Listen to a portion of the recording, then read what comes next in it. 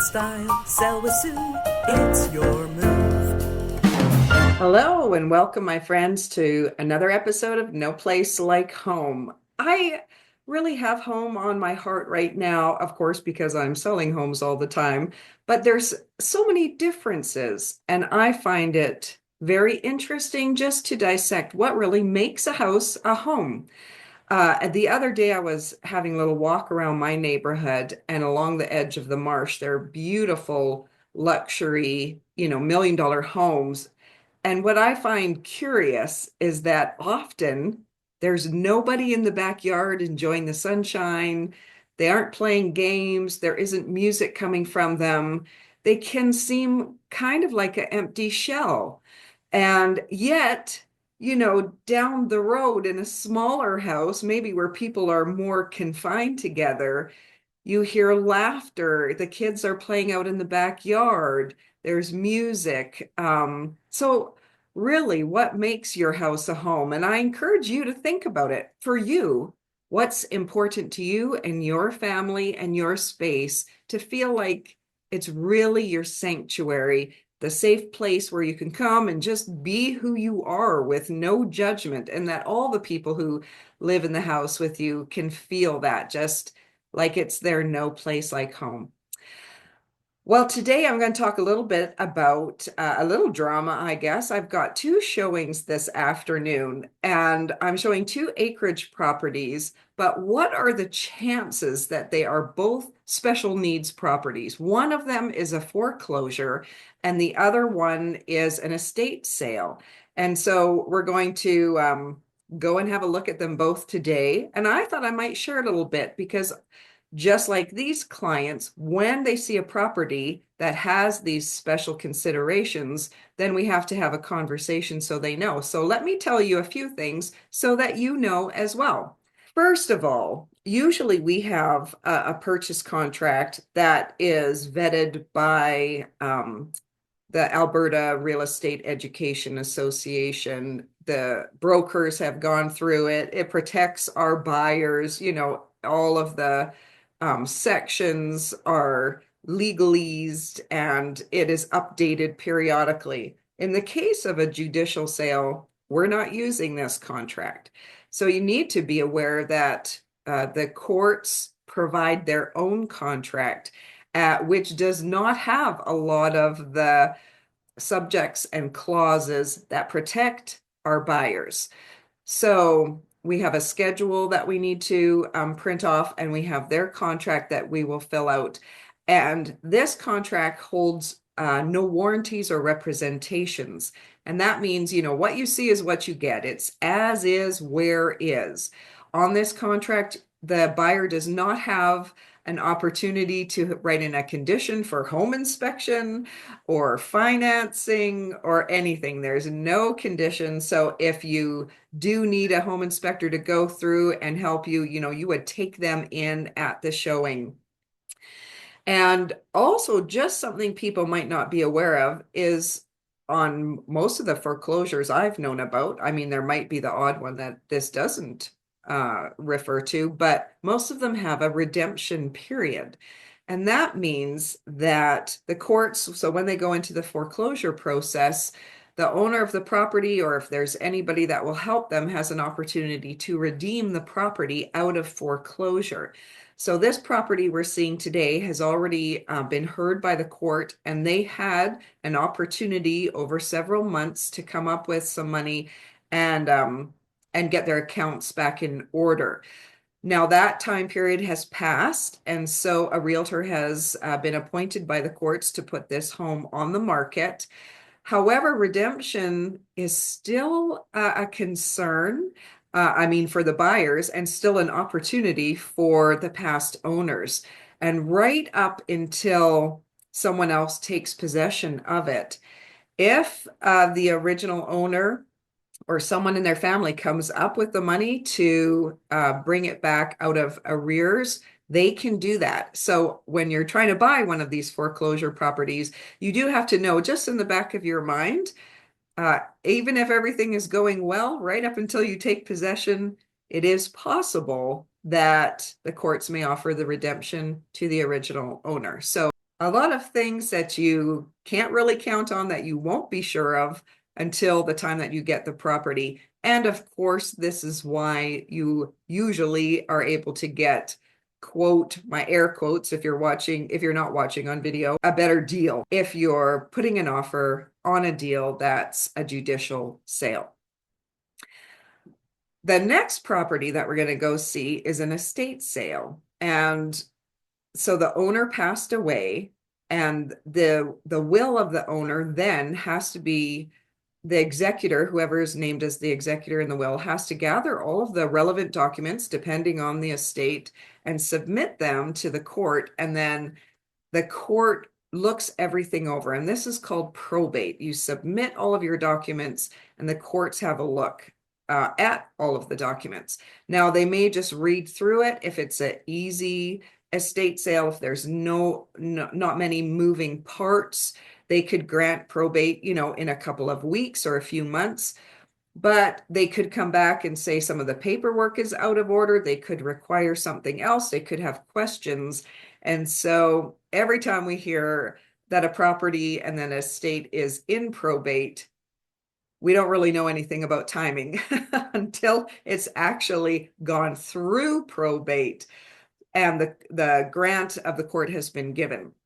So lots of unknowns with this, but once the grant is given, then the executor is free to disperse the property, the estate. And so in this case, the house that we're seeing after has been listed, and actually there was a little note on the file that they're still waiting for title to be transferred into the name of the executor. And so, I mean, in this case, your lawyer would be the legal expert who would help you with the transfer of titles. So there's a little bit of moving parts there. And on this house, I just thought it was interesting and maybe a little bit of a life lesson if you're listening in. A beautiful estate, and the homeowner had been taking lots of care to make it how he wanted. Now, I don't know everything about his family, but I do know that he used to be a realtor, and this was his retirement home. And so he was just going to town on renovations. I'm sure he'd been planning this for years, and at the end of his long career, finally he's going to make his dream house the home that he always wanted it to be. And then boom, he passed away. So a lesson for the rest of us here: live for today.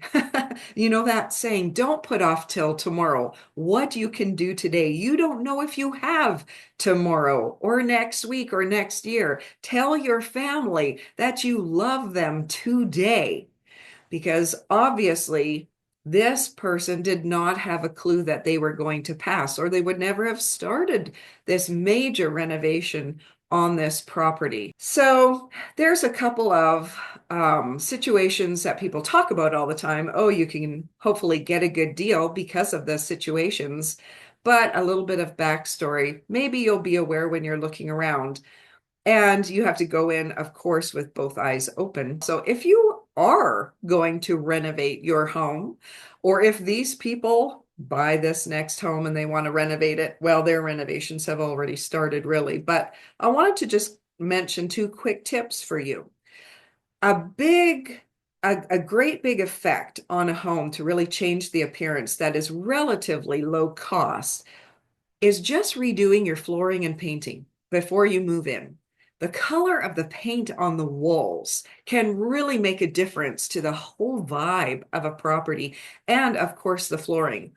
Now, we just got a quote on my mother-in-law's condo, and she has about 1,100 square foot condo. And for her to get luxury vinyl plank, mind you, I don't think she was going to do it in the bedrooms, but she was looking at about $5,000 or $6,000. So on the renovation budget, not too much. And if you can paint. Now, I do want to say one thing. I showed a house last night, and I think they had recently painted it, kind of freshen it up, as a lot of people do before they put it on the market.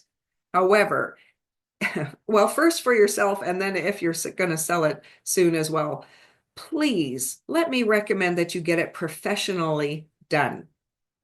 Because if you are not a professional, cutting in the corners, especially um, at the ceiling crease, can look terrible. And on this property I was showing last night, I have to admit that the ceiling was covered. You saw those little mistakes of paint from the wall color going up to the ceiling.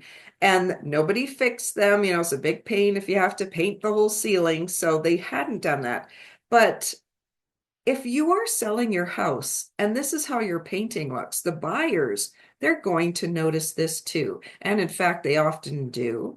And the story that tells the buyers is that you cheaped out on the painting. You did it yourself, or you made your kids do it, or somebody who was not a professional painter. And if you cheaped out on that, then maybe you've cut corners somewhere else. So the quality of the work really tells a story. And guaranteed, if you do it yourself and you're just living there and you think you won't care, you will care every time you'll see that painting mistake. And you'll wish that you had had a professional in to paint it. So if you're not a professional already, there's my big piece of advice for today. Please hire professionals to help you. And what I love about one of the homes that we lived in before, talking about renovations, is that we bought a house and we knew that when we went in, as a lot of buyers do, okay, we want to redo the bathrooms and we want to redo the carpet. We knew that before we went in that we would want to do that. And we were tempted to move in and then do the renovations, as many people are. But we did not. We had the bathrooms, we ripped them out. We had some granite, new tub, some new tile put in. And I loved those bathrooms. Every time I was in the house, I was so happy that we had done the bathrooms right away and that we had new carpet, just made the house really feel warm. But I will tell you, there was one thing we didn't do that was on my list, and that was the closet. When you came in to the house in the front door, our hall closet was very old-fashioned with gold metal trim around it. I hated it, but I assured myself that we would update the closet. And that wasn't a big deal to do. We could do it anytime. But I'm going to tell you, even though it was on my list, and I'll tell you, I do the things that are on my list, it never got done. It became white noise. I stopped noticing it. And then I wasn't compelled to get it changed. And I didn't really know how I was going to fix it. So I was uncertain. I hadn't made the decision. I never got it done before. And when we sold that house, guess what? It still had that gold metal trim on that closet. So tell me, what do you really love about your home? Or what was the feature that really made you decide you wanted to buy or rent the home that you're in right now? Really tell me, message me. I want to know what it is. And today I'm going to give a shout out to a professional executor. Since we talked about some special needs today, a shout out to Maxentum, and that is MAXXENTUM.com. I sat down with the owner, Geraldine, and we had a fabulous conversation. She has been in the funeral business for many years. Her own husband passed away. She is a philanthropist, but she is also a certified executor advisor. And when it comes to death and there's a crisis and you don't know what you're doing, listen, there are a lot of things you never know until a loved one passes away. And then you feel or could feel quite lost.